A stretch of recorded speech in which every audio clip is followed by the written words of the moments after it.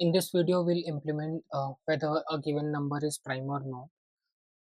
A number is considered to be a prime when it is greater than 1 and it is divisible by either itself or the number 1, right? So we'll jump directly straight into the code. Uh, let's say we have a number given as 7. We can declare a function called as check is prime. This is accepted as an argument, the n value.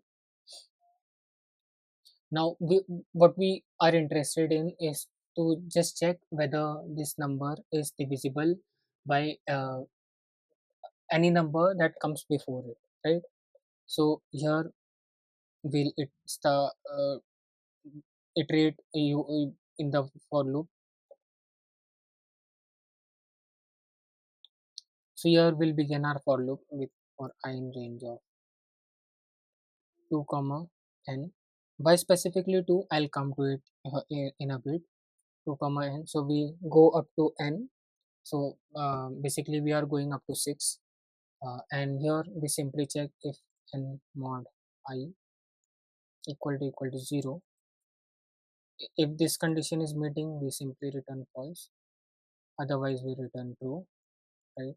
And we can simply check the output, check is prime, passing the value as n. And if we execute our code, this will return true. If I change the value as well, this should return false, right? So this is the bare minimum implementation of a prime number. uh, the, some key consideration to be taken care of: you do not need to go inside a loop if at all certain conditions are being met. If a number is 0 or 1, that is considered by default a prime, that is considered by default not a prime. If a number is 2 or 3, that is considered by default a prime, uh, right? And you can perform this check uh, uh, for 2 and 3 before getting into any iteration, so that will reduce the time complexity. uh, so whatever condition that I just talked about, I'll write it. If n is less than or equal to 1, return false, this is not a prime number. And if n is less than or equal to 3, return true, this is a prime number. And if n mod 2 equal to 0 or n mod 3 equal to 0, you don't need to go into the whole iteration cycle. You can simply return your as false, right? uh, Now if nothing is meeting, then you execute your code block in the else part and you return accordingly.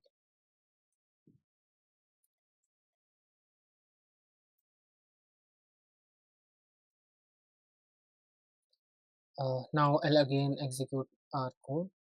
This is returning as false, and if we pass 7, this will return as true.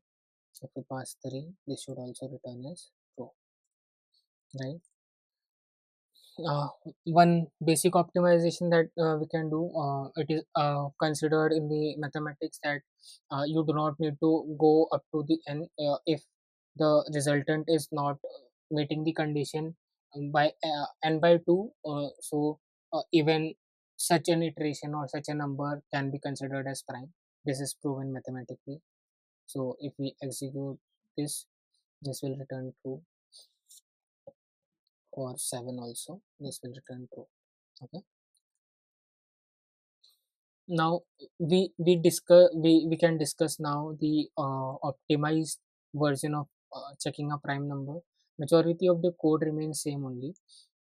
The optimized algorithm functions on a quadratic equation. So if you see a prime number pattern is 5, 7, 11, 13, 17, 19, 23, 29, and so on, right?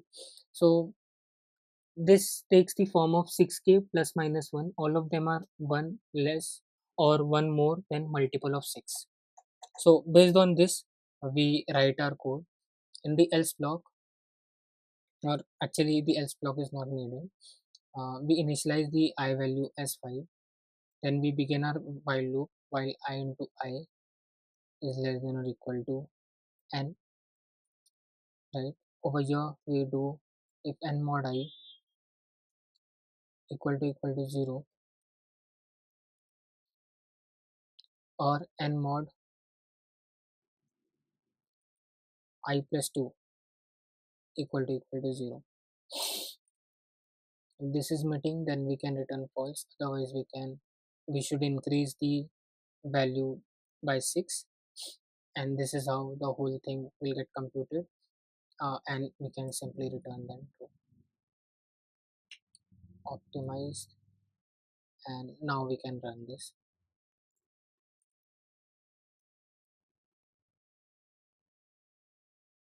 and value is 7. I'll run the code, and both of them are returning true. Let me put the value as 13. Let's check.